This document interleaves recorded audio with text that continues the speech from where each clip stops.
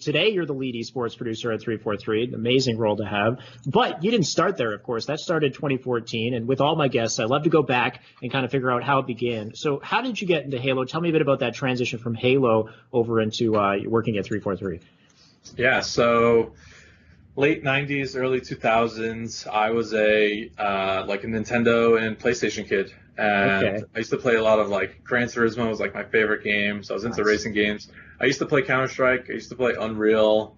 But I was really into other platforms and stuff like that. And then I just remember going to a friend's house, playing some Xbox. Halo looked awesome, but I hated the Duke controller. Right. And so I didn't actually get an Xbox at first because of the Duke. Wow. And slowly over time, friends just kept wearing us down. You got to get an Xbox. We got to play some Halo. And so eventually I got one. I think it was 2003 when I got my Xbox, obviously with Halo CE. Blasted through the campaign, and then basically every weekend after that I was at my friend's place playing Halo CE local co-ops or local multiplayer. So the thing we used to play was it was Prisoner FFA, just 4 people. And it was totally random. I'd never really experienced the big 16-player LANs or anything like that, or even competitive 2v2s. I was just kind of getting into Halo CE that way. But over time, I just got better and better at the game and really fell in love with competitive multiplayer. And then, of course, Halo 2 came out a year later. I was out there for the midnight launch. I still remember playing through the entire campaign and then jumping into my first multiplayer match, which was a free-for-all on Zanzibar. I think it was SMG starts. But yeah, basically from Halo 2's launch until now, I've been a junkie for esports and competitive games. In Halo 2, it was always my goal to as I was improving, I just wanted to play against the best players. And I started hearing rumblings about the Ogre Twins and MLG and all these different things. And so I remember, in matchmaking, getting up high enough rank to actually match against some of these people and be oh, this is my moment. I'm going to try my hardest. And then, of course, get double shotted on. Let's go. Yeah, I started to get more and more competitive in Halo 2. Obviously played ranked. I remember there was an interesting turning point where my friends in high school stopped playing, and I kept playing though. And so I was just meeting people online. Actually, shout out to Nighty Night. I used to play FFAs with Nighty Night back in 06, all the time. And some of those intense Tour de Walshes we used to do. But yeah, just got more and more to competitive Halo. With Halo 2, also started watching, so would watch all the MLG tournaments, the VODs and whatnot, and all the cool player profiles, the USA show. Just got really entrenched into that scene. And then, yeah, Halo 3 was obviously still really into Halo, and I think that's when I started to get into more creation of stuff. So I used to run some LANs in college, went to school upstate New York, and then started getting into various online communities, posting on the MLG forums, on NeoGaf, started just getting more and more involved in doing things for the community. So used to stream on Justin TV back in the day. Was one of the first Halo streamers before pros were even streaming their stuff. And just getting more involved with the conversation, kind of celebrating the esports on NeoGaf, trying to broaden the audience. Just super involved in the games industry too, and just trying to soak up and learn as much as I can. So, yeah, I mean, I can keep going throughout the years, but I don't know how much people want to do this. I like it. I like that you were sweaty too. You were hardcore grinding this game. You're playing H1 and then H2 ranked. You wanted to play with the best players. So you're grinding online, trying to get up there. Yeah. And then on top of that, and that's, you brought up the GAF. When I looked up the information on you getting hired, there's this whole NeoGaf thread on it. And it's congratulating you. And I was like, damn, this guy's really integrated in the forums and stuff in the community. So tell me a bit about that. You were on NeoGaf, and then were you ever involved in the Reddit community? I know nowadays you're more in tune with Reddit for the AMAs and whatnot, but you were all over that, right? Yeah, originally it was the MLG forums I posted a lot on, and then the Bungie forums. And then I actually posted on the 1UP forums a lot. 1UP was this old media outlet. They used to do podcasts and video shows and post news stories and whatnot. And then from there, I got into NeoGaf. So this is 06, 07, I think. And NeoGaf is kind of honestly a ghost town compared to what it was. They had a big fallout a couple of years ago, but they were basically the #1 destination on the internet for conversations about the gaming industry.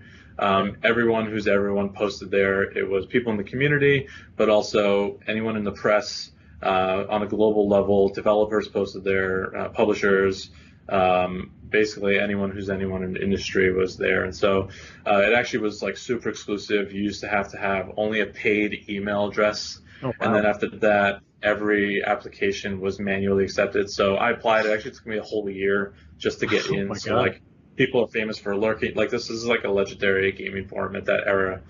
And so like, of course, there was a Halo community there.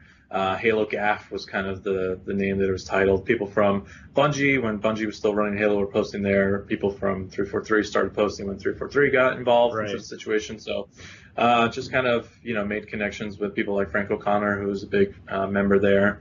Wow.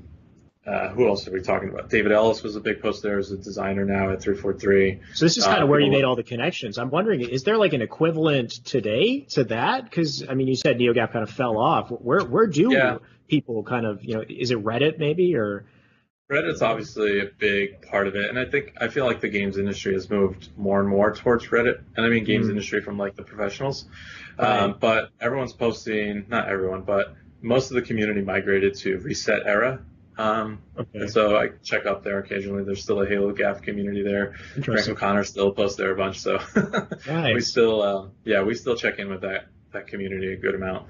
But yeah, that's kind of how I started just making kind of a name for myself in these circles and whatnot.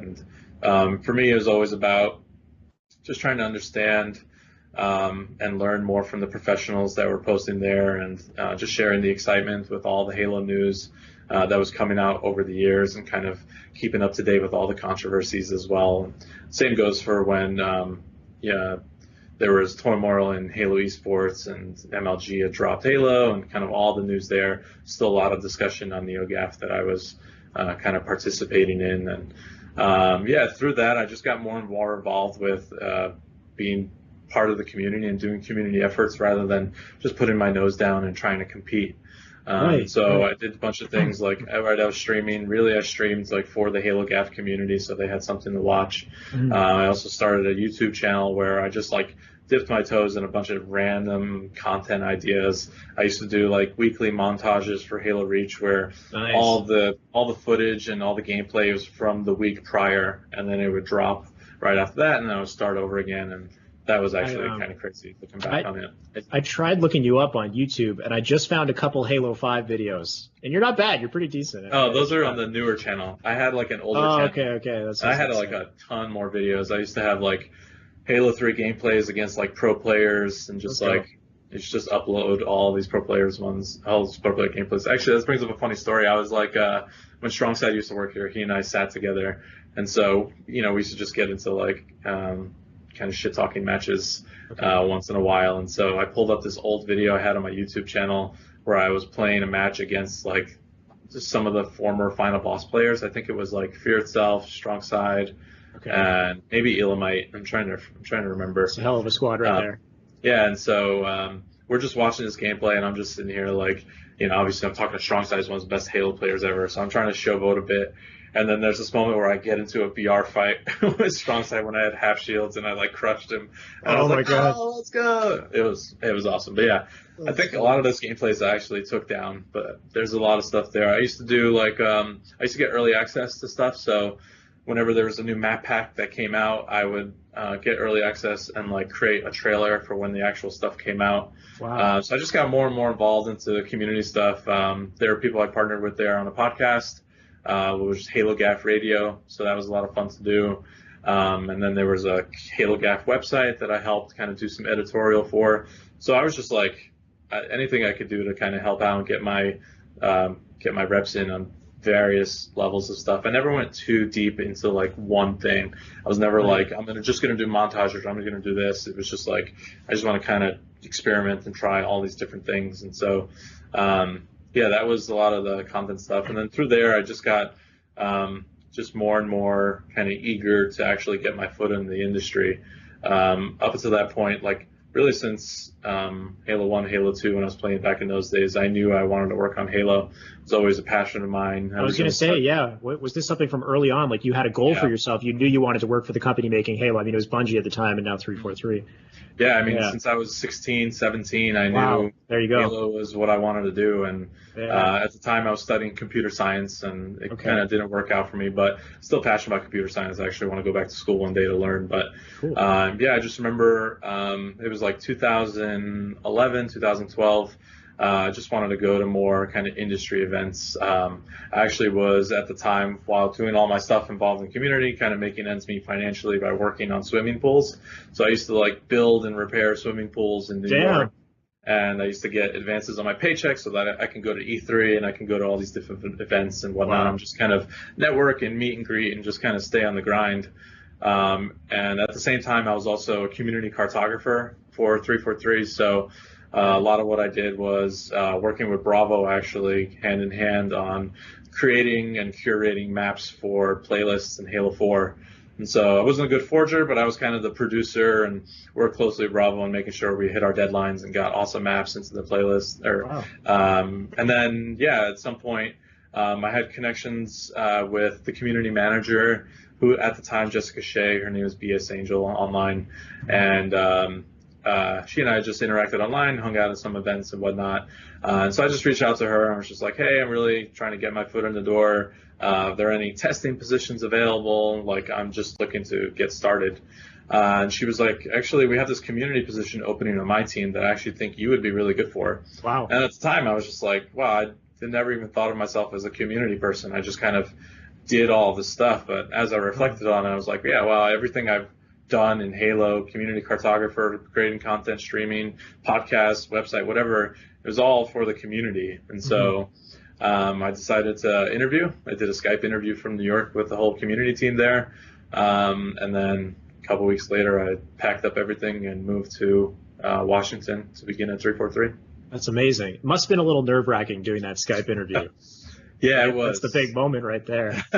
Yeah, it was. The community team is obviously all good people, easy to have conversations with. But yeah, certainly. It was something I was super passionate about. Obviously, I have a chance to kind of nail my dream job, and I was obviously nervous because it's really important to me. So, that was January 2014 was the interview, and then February 2014 is when I started at 343.